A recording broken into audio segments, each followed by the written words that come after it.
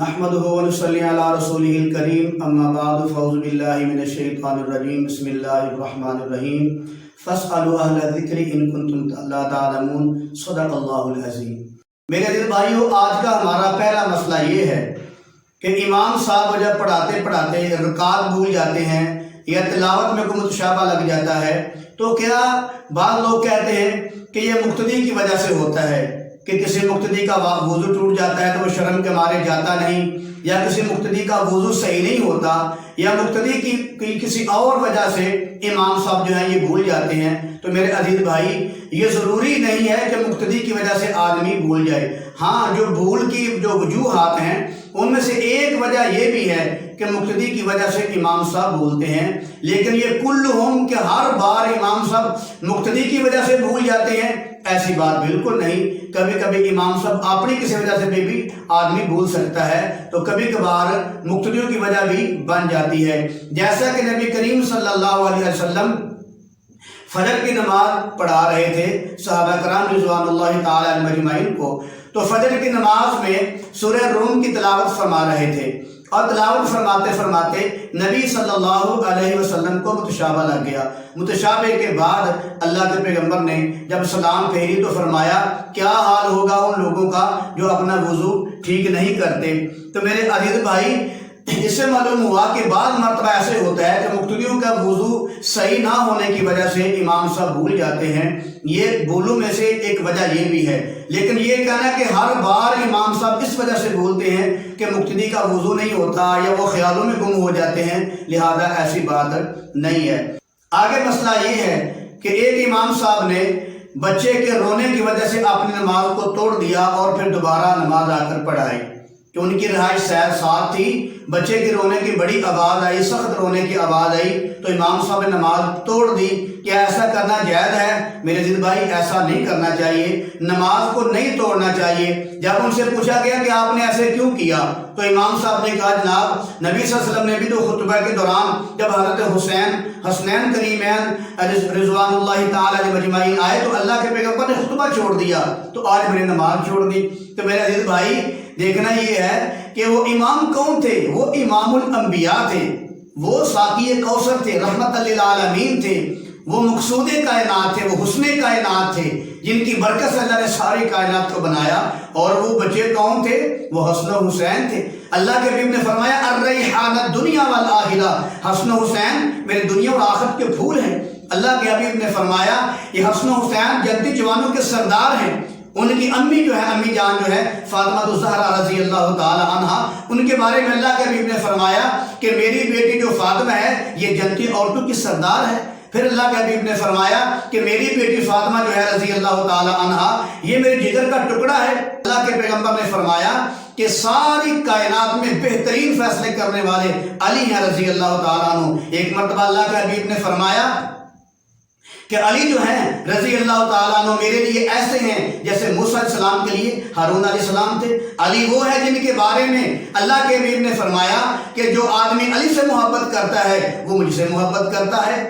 علی وہ ہے، ہجرت کی رات اللہ کے حبیب صلی اللہ علیہ وسلم نے لوگوں کی امانتیں، اپنی چادر، اپنا کمبل، اپنا بسترا، اپنا سارا گھر جو ہے وہ علی رضی اللہ تعالیٰ عنہ کے حوالے کر دیا، ان کو سپرد کر دیا۔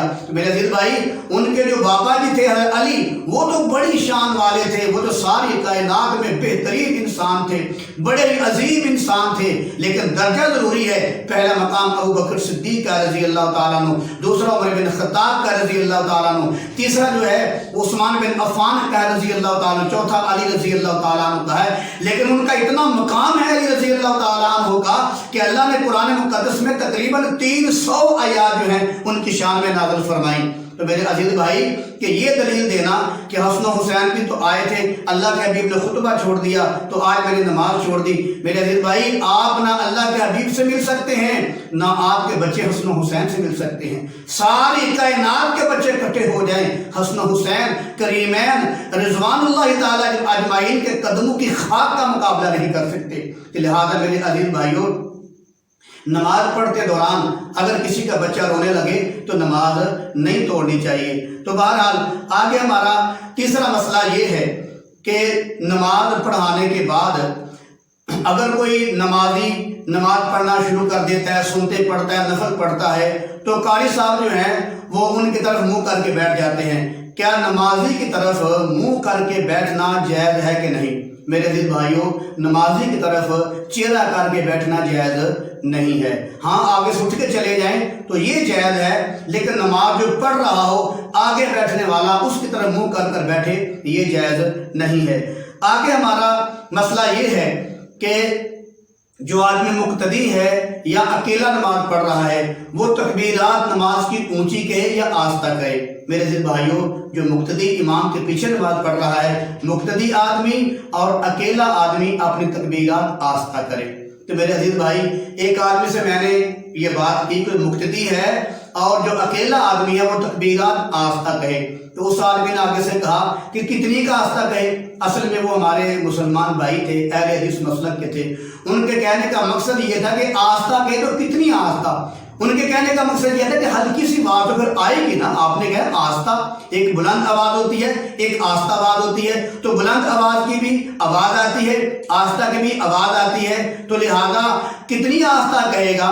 تو میں نے کہا بھائی اگر آپ ناراض نہ ہوں تو آپ ظہر کی نماز پڑھتے ہو نا؟ کہتا جی پڑھتا ہوں۔ میں نے کہا وہ کتنی آہستہ پڑھتے ہو؟ آہستہ پڑھتے ہو نا؟ کہتا جی آہستہ پڑھتا ہوں۔ میں بولوں کتنی آہستہ پڑھتے ہو؟ کیا اس کی آواز آتی ہے؟